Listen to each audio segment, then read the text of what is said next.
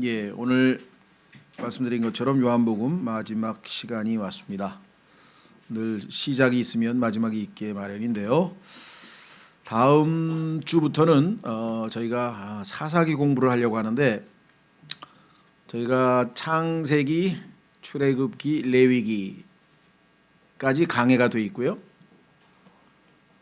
그 다음에 뒤로 가서 욥기, 시편, 잠언, 전도서, 아가서 이렇게 또 강해가 돼 있고, 그 다음에 물론 솔로몬의 아가까지 돼 있고요. 그 다음에 이사야를 이사야도 돼 있죠. 이사야도 강해가 돼 있고, 그 다음에 스가랴, 그 다음에 에스겔, 그 다음에 소선지서 등등. 하여간 신약은 요한 1, 2, 3, 4, 유다서를 빼고는 아마 거의 다 돼 있는 것 같은데요. 보니까 역사서는 거의 손을 안 대더라고요. 역사서. 그래서 역사서를 좀 균형을 맞추기 위해서라도 우리가 좀 살펴봐야 되겠다. 그 중에서 제일 먼저 우리가 사사기로 가는 것은 인간성, 인간의 이 추악한 모습이 가장 적나라하게 노골적으로 아주 펼쳐지는 장면이 바로 이 사사기입니다. 그래서 사사기를 별로 안 좋아해요. 읽기가 쉽지 않은 책인데, 그럼에도 불구하고 우리가 이 사사기를 통해서 인간이 하나님의 은혜 없이 방종하게 살면 어디까지 내려가는지, 사사기를 통해서 우리는 정말 하나님의 은혜 없이는 살 수 없는 존재라는 것, 또 인간은 정말 뿌리까지 완전히 타락해 있기 때문에 전적으로 타락했다는 이 전적 타락이란 말이 실감나는 그런 내용들을 우리가 공부할 것 같습니다. 그래서 이스라엘 백성 문제뿐만 아니라 인간 본성의 극심한 타락의 모습, 그것을 아주 적나라하게 보여주고 있는 것. 유명 인물도 많이 나오죠. 거기는 특히 유명한 삼손 얘기도 나올 것이고요. 하여간 그래서 역사서를 우리가 한번 몇 개를 하려고 합니다. 아직은 잘 모르겠는데요. 우선 해야 될 것은 유명한 이 사사기, 그 다음에 룻기, 그 다음에 두 개는 이제 저희가 계속 이어지려고 하고요. 그 다음에 아마 건너뛰어서 느헤미야, 에스라, 그 다음에 에스더 이렇게까지 가지 않을까 싶어요. 그래서 역사서를 좀 보충을 해야 될 것 같아요. 그래서 그야말로 이 수요일 날 오시는 분들에게만은 물론 인터넷으로 들을 수 있겠지만 수요일 오시는 분들에게만 좀 드리는 특별한, 그렇죠? 그런 별식이라고 해야 되나? 하여간 그런 마음으로 하여간 이 사사기 공부를 한번 해보려고 합니다. 그래 기대하시고요. 예, 오늘 요한복음 21장에 말씀드린 것처럼 20장 끝부분에 마무리될 것 같은 내용이 들어가 있었죠. 한번 확인해 보겠습니다. 요한복음 20장 30절, 31절 보면은 이 요한복음 여기서 끝나나 보다 얼핏 보이는 그런 내용이 들어가 있습니다. 진실로 예수님께서 자기 제자들 앞에서 이 책에 기록되지 않은 다른 표적들도 많이 행하셨으나 이것들을 기록함은, 지금까지 기록한 목적이 뭐냐? 예수님께서 하나님의 아들 그리스도이심을 너희가 믿게 하려 함이요, 또 믿고 그분의 이름을 통해 생명을 얻게 하려 함이니라. 그렇죠? 그럼 요한복음 기록 목적까지 다 나왔으면 왜 또 뒤에 이어지는가? 이게 이제 소위 말하면 이 추신이라고 PS라고 그러는데요. 로마서도 15장에서 끝나는 것 같지만 16장이 추가되어 있고, 이런 게 성경에 종종 나옵니다. 자, 여기는 예수 그리스도를 믿은 이후에 삶이 어떻게 연결될 것인지, 예수 그리스도를 믿고 난 이후에 성도들, 즉 제자들의 삶이 어떻게 이루어질 것인지를 주님께서 보여주는 내용이 나오고요. 특별히 오늘 살펴보려고 하는 것은 그야말로 하나님께서 쓰실 베드로가 마지막 순간에 3번에 걸쳐서 예수 그리스도를 부인하고, 요즘 표현으로 하면은 큰 영적인 트라우마를 지닌 채로 지금 주님과 헤어지게 생겼습니다. 이 상처가 치료되지 않고는 사실 주님을 위해서 뜨겁게 섬긴다고 하는 것이 쉽지 않은데요. 예수 그리스도께서 마지막 순간에 이 베드로의 상처를 치유하시는 장면과, 그리고 요한복음을 기록한 요한에 대해서 잘못된 소문이 있었어요. 예수님이 재림할 때까지는 요한은 안 죽는다 이런 소문이 계속 퍼지고 있는 것에 대해서 그게 아니라고 하는 사실을 마무리 짓는 내용으로 끝나고 있습니다. 자, 15절서부터 한번 확인해 보겠습니다. 이처럼 그들이 먹은 뒤에 예수님께서 물고기와 그다음에 빵을 가져다가 제자들이 잡아오기도 전에 이미 벌써 식탁을 차려놨죠. 왜? 사람들이 잡아오는 게 필요한 게 아니라 예수님께서 주시는 것을 우리가 공급받아야 영적 생활이 가능하다는 것을 예수님께서 미리 보여주고 계십니다. 이처럼 그들이 먹은 뒤에 예수님께서 시몬 베드로에게 이르시되, 왜 베드로라고만 안 하고 시몬 베드로라는 말을 썼을까요? 역시 옛사람 시몬이 여전히 베드로에게 붙어 있죠. 그래서 시몬 베드로에게. 근데 예수님은 한술 더 떠서 아예 베드로를 빼버렸어요. 요나의 아들 시몬아, 내가 이것들보다 나를 더 사랑하느냐 하시니 그가 그분께 이르되 주여 그러하나이다. 내가 주를 사랑하는 줄 주께서 아시나이다 하매 그분께서 그에게 이르시되 내 어린 양들을 먹이라 하시고, 다시 두 번째 그에게 이르시되 요나의 아들 시몬아, 네가 나를 사랑하느냐 하시니 그가 그분께 이르되 주여 그러하나이다. 내가 주를 사랑하는 줄 주께서 아시나이다 하매 그분께서 그에게 이르시되 내 양들을 먹이라. 아까는 어린 양입니다. 어린 양만 먹이는 게 아니라 큰 양들도 먹이는 거죠. 세 번째 그에게 이르시되 요나의 아들 시몬아, 내가 나를 사랑하느냐 하시니 그분께서 자기에게 세 번째 내가 나를 사랑하느냐 하고 말씀하시므로 베드로가 근심하여 그분께 이르되 주여 주께서 모든 것을 아시오매 내가 주를 사랑하는 줄 주께서 아시나이다 하니 예수님께서 그에게 이르시되 내 양들을 먹이라. 아주 놀라운 말씀이죠. 베드로가 처음 만났을 때는 뭐라고 했습니까? 내가 너를 사람 낚는 어부로 만들겠다 그랬습니다. 그래서 베드로는 복음 전하는 복음 전도자로서의 부르심을 받았지만 그 다음에 해야 될 일은 그 사람들을 먹이는 일이죠. 키우는 일이죠. 그렇죠? 세우는 일이죠. 그래서 주님께서 마지막 순간에는 그 양무리들을 맡기는 장면이 나오죠. 그래서 베드로는 나중에 실제적으로 거기에 대해서 응답을 합니다. 한번 확인해 보겠습니다. 베드로전서 5장. 베드로전서 5장에 가면은 베드로가 주님의 명령대로 순종하고 잘 살고 마무리를 지으면서 베드로 전후서를 기록했는데 베드로전서에 이렇게 이야기를 합니다. 베드로전서 5장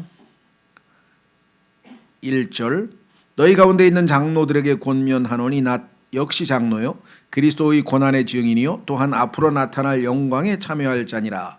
너희 가운데 있는 하나님의 양떼를 먹이고 감독하되 억지로 하지 말고 자진해서 하며 더러운 이익을 위해 하지 말고 오직 준비된 마음으로 하며 하나님의 약속 백성 위에 주인처럼 군림하지 말고 오직 양떼에게 본이 되라. 그리하면 목자장께서 나타나실 때에 너희가 사라지지 아니하는 영광의 관을 받으리라.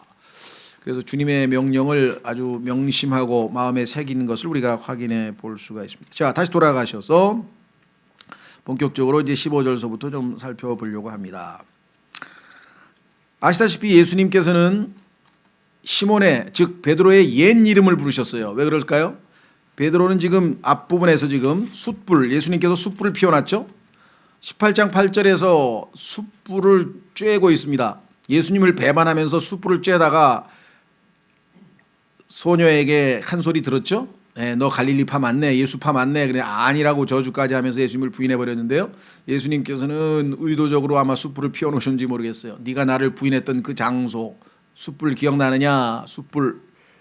두 번째는요, 예수 그리스도께서 이 시몬을 부르는 이유는 예수님을 거기서 부인했죠. 그러니까 너는 지금 상태가 영적으로 건전한 상태가 아니야 지금. 그렇죠? 옛사람의 모습을 지금 띄고 있는 너라는 사실을 기억해라. 숯불을 기억하고 너는 지금 옛사람처럼 육신대로 처신해 오고 있다라고 하는 사실을 기억하라. 그래서 베드로라고, 왜 새로 운 이름, 예수님께서 새 출발하기 위해서 새로운 창조물로서 주신 이름은 베드로인데 베드로가 아니라 시몬이라는 옛 이름으로 지금 부르고 있는 것을 보죠. 성경도 창세기도 마찬가지죠. 야곱을 하나님께서 새 사람으로 만드신 다음에 이스라엘이라는 이름을 주셨지만 그 이스라엘이라는 이름을 부여받고도 여전히 야곱은 옛사람처럼 행동할 때에는 여지없이 하나님께서는 아브라함이라 이스라엘이라고 부르겠다고 해놓으신 분인데도 상기시키기 위해서 야곱이라고 부를 때가 아주 자주 등장한다는 사실을 우리가 보게 되죠. 예. 제가 통계적으로 봤을 때 거의 약 60%를 야곱이라고 부르니까 이스라엘이 가장 영적으로 성장해서 바로에게 축복을 할 정도까지 성숙했는데도 불구하고 여전히 60%의 육신이 이 야곱에게 남아있다고 친다면 야곱은 지금 마지막 이제 최고로 성숙했을 때의 모습이니까 우리의 지금의 현재의 모습은 야곱과 비교해서도 아주 형편없는 모습일 것이라는 걸 늘 염두에 둬야 됩니다. 그래서 시몬아 내가 이것들보다 나를 더 사랑하느냐. 여기서 이제 번역상의 문제가 좀 있는데요. 영어로는 이게 these라고 하는 말이 이것들인데 이 사람들 이것들 번역이 두 가지가 가능합니다. 그런데 이제 이 번역자는 영어로는 이제 해석이야. 번역은 하나뿐이에요. these니까 이것들이 이 사람들을 얘기하는 거지 이 물고기를 얘기하는 거지를 이제 해석을 하면 돼요. 영어는. 근데 이제 우리말로는 번역을 하는데 이분은 물고기로 해석을 한 거예요. 이제 틀린 건 아닙니다. 왜? 문법적으로 아무 문제가 없어요. 너 지금 153마리의 물고기가 네 눈앞에서 어른거리냐? 그거 좋아하냐? 그것보다 이 물질보다 나를 더 사랑하느냐? 라고 물어보실 수도 있고요. 두 번째, 아마 두 번째가 더 맞지 않나 싶어요. 다른 성경들은 이 사람들로 번역을 했는데 왜냐? 앞에서 너 이 다른 사람들은 어떻게 할지 모르지만 저는 목숨을 주님과 함께 버리겠습니다. 다른 사람은 실족할지라도 저는 안 합니다 하고 마치 자기가 다른 제자들보다 훨씬 더 믿음이 좋은 것처럼 자기를 내세웠었던 것 기억나시죠? 앞부분에서 베드로가. 그러니까 예수님께서는 그 양심을 찌르기 위해서 너 이 사람들보다 날 더 사랑하는 건 맞냐 이거야. 그런데 세 번씩이나 그렇게 부인할 수 있느냐. 이것을 지적한 문맥으로 봐서는 these가 이 사람들일 가능성이 더 높겠다라고 생각을 하고요. 뭐 틀렸다는 건 아니고 두 가지 가능성이 있는데 왜 그게 또 가능하냐면 밑으로 내려가면은요. 무슨 이것들이란 표현이 어디 나오냐면요.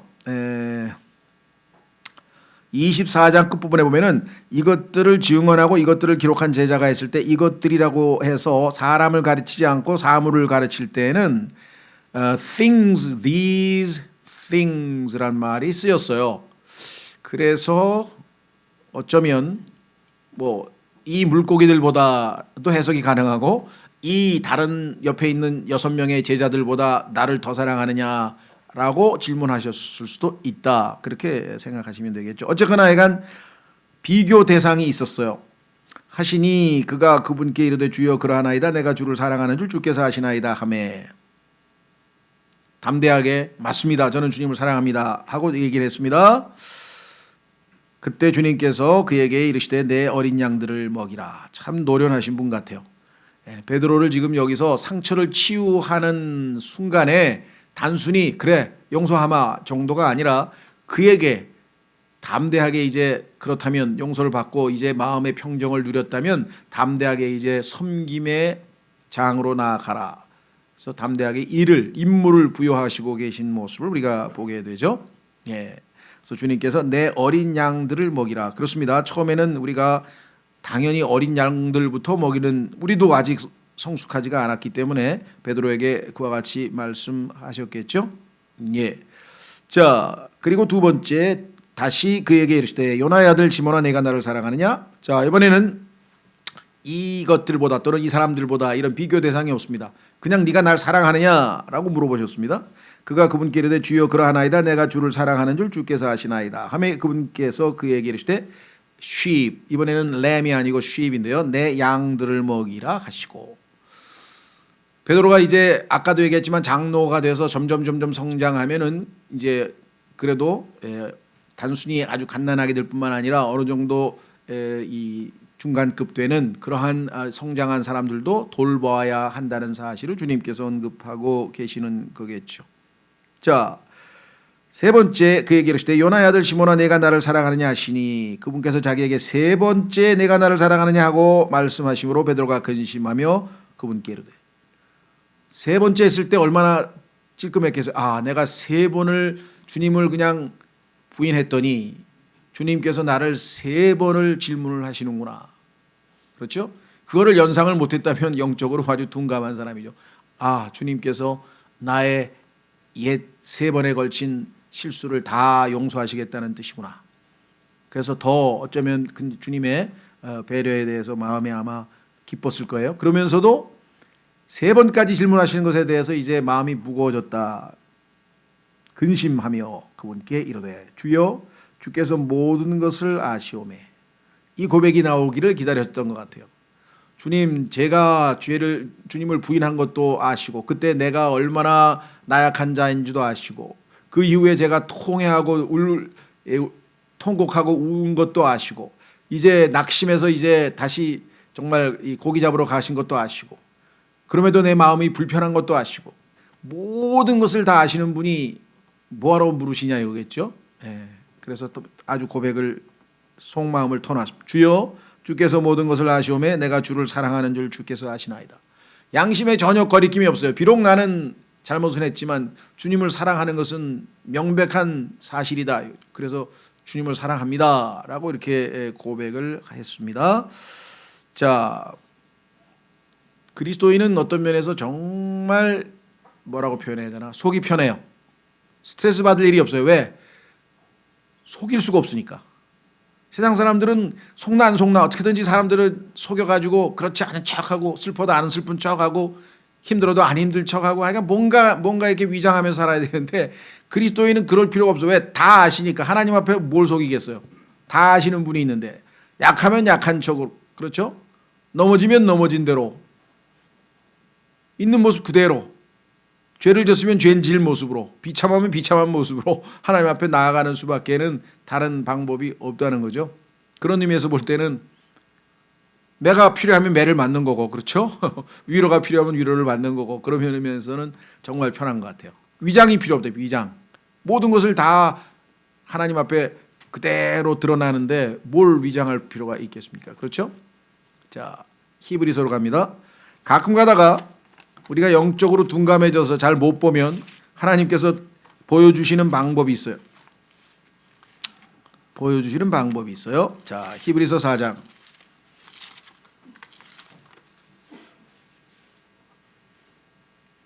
12절, 히브리서 4장 12절. 하나님의 말씀은 살아있고 권능이 있으며 양날 달린 어떤 검보다도 예리하여 혼과 영과 및 관절과 골수를 찔러 둘로 나누기까지 하고 또 마음의 생각과 의도를 분별하는 분이시니. 하나님의 말씀이 의인화되어 있죠. 하나님의 말씀이 뭐뭐 하시는 분이시니 그분이 이게 말씀이에요. 말씀이 의인화되어 있어요. 그분의 눈앞에서 드러나지 아니하는 창조물이 하나도 없고, 그래서 하나님의 말씀은 야고보서 1장에서 거울이라 그랬죠. 거울. 하나님의 말씀을 읽으면 우리가 그냥 쫙 그대로 거울에 비치듯이 비치죠. 모든 것이 뭐라 그랬습니까?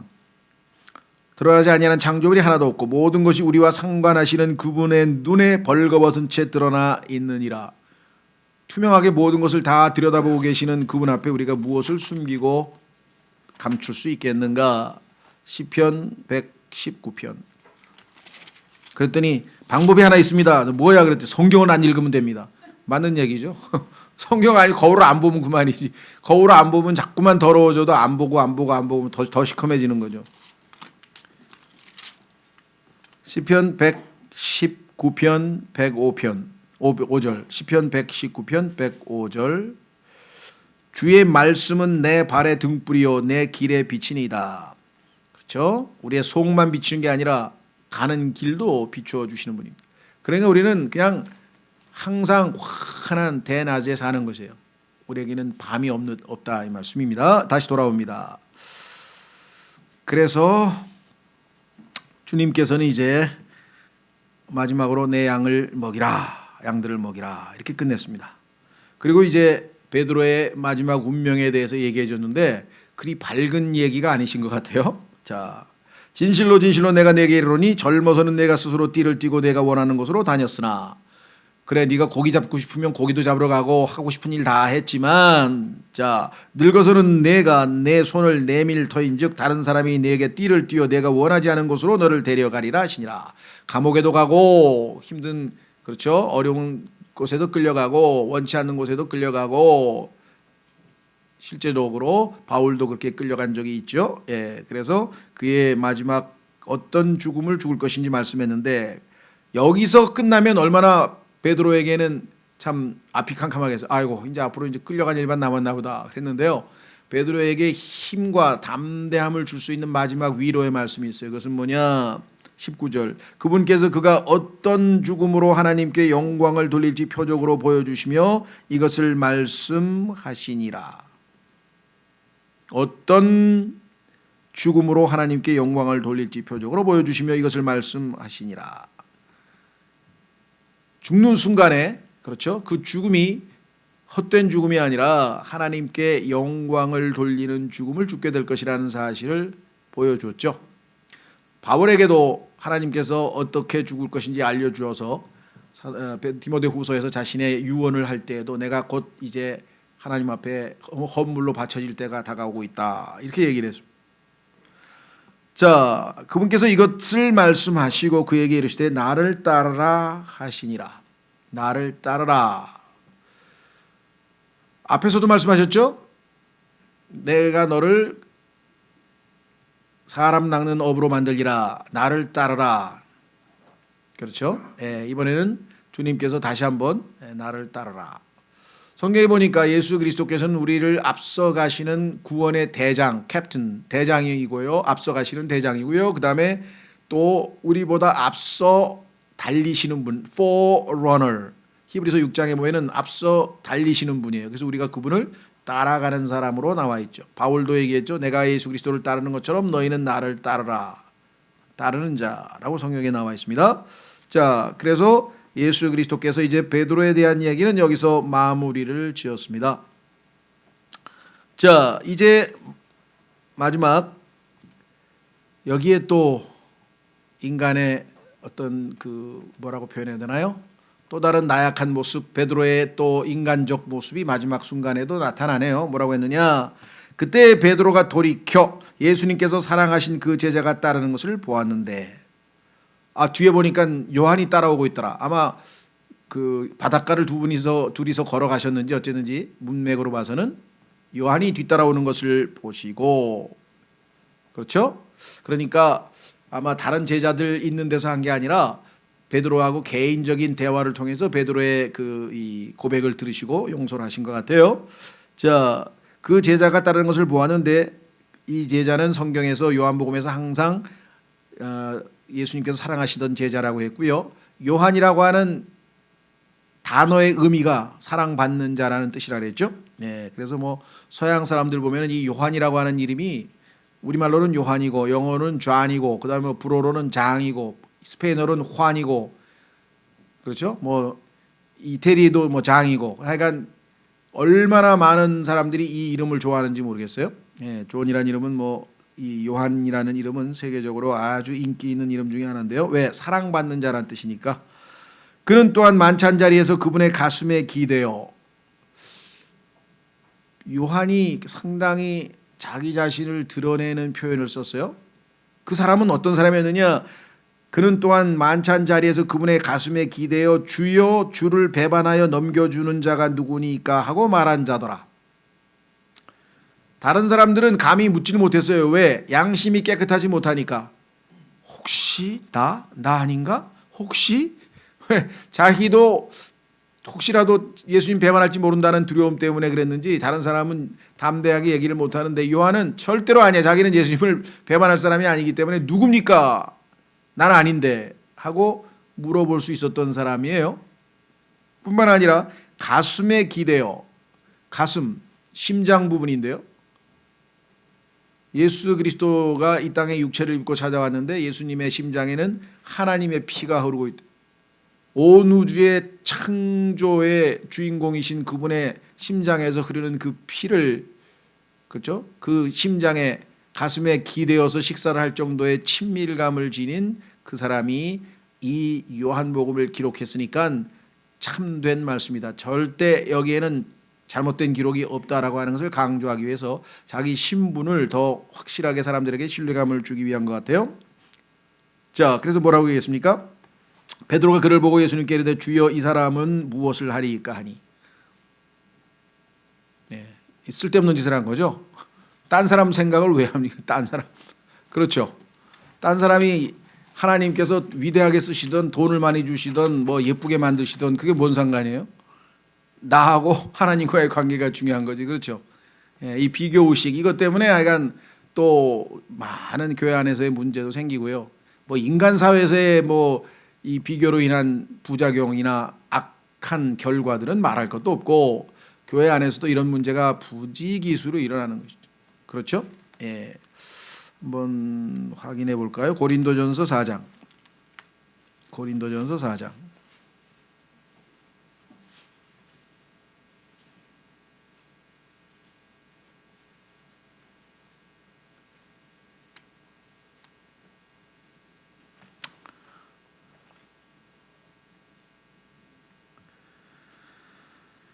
예. 고린도전서 4장 5절.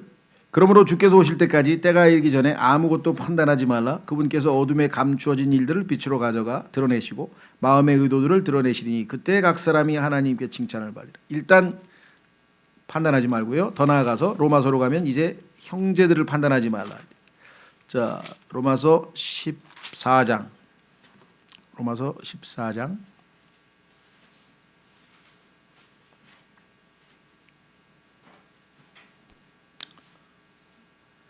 7절. 로마서 14장 7절. 우리 중에 아무도 자기를 위해 살지 아니하고 또 아무도 자기를 위해 죽지 아니하는도다. 우리가 살아도 주를 위해 살고 죽어도 주를 위해 죽나니 그러므로 살든지 죽든지 우리가 주의 것이로다. 이 목적을 위해 그리스도께서 죽으시고 일어나사 다시 살아나셨으니 이것은 그분께서 죽은 자와 산 자의 주가 되려 하심이. 그런데 내가 어찌하여 내 형제를 판단하느냐. 어떠세요 여러분들? 엄청나게 판단 잘하죠 우리도. 그죠? 야, 저 형제가 왜 이렇게 육신적인가? 저 형제는 왜 이렇게 말이 많어? 저 형제는 왜 이렇게 여러분들 얼마나 쉽게 우리가 하는지 아시죠? 그렇죠? 네. 그런데 내가 어찌하여 내 형제를 판단하느냐? 어찌하여 내 형제를 무시하느냐? 우리가 다 그리스도의 심판석 앞에 서리라. 기록된 바 내가 살아있음을 두고 맹세하노니 모든 무릎이 내게 굴복하고 모든 혀가 하나님께 자백하리라. 주가 말하노라 하였느니라. 그러므로 이와 같이 우리 각 사람이 자신에 관하여 하나님께 회개 보고를 하리라. 자기 인생만 보고합니다. 남의 인생은 보고할 필요 없어요. 보고서 작성하지 마시고 13절. 그런즉 우리가 다시는 서로를 판단하지 말고 도리어 이것 즉 아무도 자기 형제의 길에 걸림돌이나 넘어질 기회를 두지 않을 것을 판단할지니라. 내 행동 때문에 넘어진 형제가 나중에 하나님 앞에 판단받을 때 너 왜 넘어졌냐 그랬더니 저 형제가 다리 걸어서 넘어졌거든요. 그런 소리 듣지 않도록 하라 이 말이죠. 자, 그래서 다시 돌아옵니다. 요한복음. 베드로는 지금 주님께서 명령하신 대로 주님만 따라가면 될 텐데 지금 요한은 어떻게 될 것인지가 궁금한 거예요. 글쎄요. 묘한 라이벌 의식이 있었나? 아, 요한은 예수님의 품에 기대어 있을 정도로 대단하게 하는 정말 사랑을 받은 자인데 혹시 나보다 더 훨씬 뛰어난 임무를 맡기시는 거 아닌가? 라고 생각했는지 모르겠습니다만은 어쨌거나 22절 예수님께서 그에게 이르시되 내가 올 때까지 그가 머물 것을 내가 원할지라도 그것이 너와 무슨 상관이 있느냐? 내가 올 때까지 안 죽게 하고 그냥 내버려 둔다 할지라도라 그랬습니다. 만약 그렇게 하겠다는 얘기가 아니라 그렇게 할지라도 그게 무슨 상관이냐? 너는 신경 꺼라. 요즘 표현으로 하면 주님이 그렇게 말씀하셨는데 너는 나를 따라 하시더라. 그때 그 제자는 죽지 아니하리라는 이 말씀이 형제들 가운데 널리 퍼졌으나 예수님은 그에게 그가 죽지 아니하리라 하지 아니하시고 다만 내가 올 때까지 그가 머물 것을 내가 원할지라도 그것이 너와 무슨 상관이 있느냐 하셨더라. 왜 이것을 이렇게 자세하게 썼을까요? 교회 안에서 또 한 가지 문제는 뭐냐? 부정확한 정보가 돌아다니는 거예요. 분명히 예수님은 이렇게 말씀하셨는데 요한은 안 죽는데 예수님 올 때까지 그러고 다 돌아다녔어요. 얘기가. 여러분 어떠세요? 교회 안에서도 분명히 누군가가 이렇게 말했대. 나중에 확인해 보면 그게 아니야. 오리지널은 보면 딱 엉뚱한 얘기일 경우가 많죠.